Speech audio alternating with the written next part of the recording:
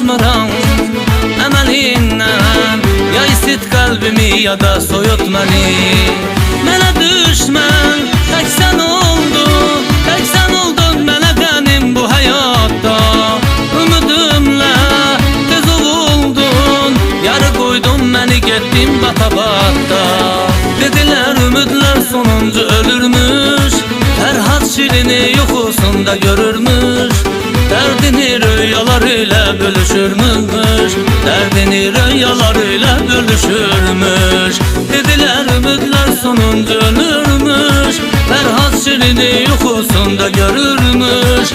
Dərdini rüyalarıyla bölüşürmüş, dərdini rüyalarıyla bölüşürmüş.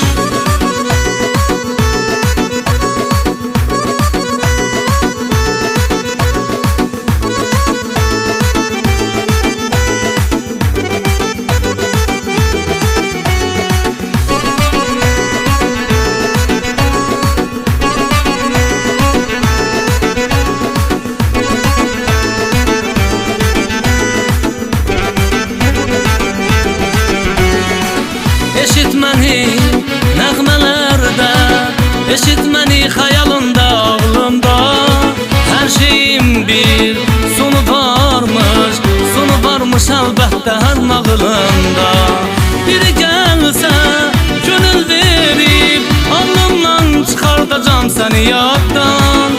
Özü bilən məsləhətdir, bir dəst bilib götürəcəm bu həyatdan. Dedilər ümidlər sonuncu ölürmüş, Fərhad Şirini yuxusunda görürmüş.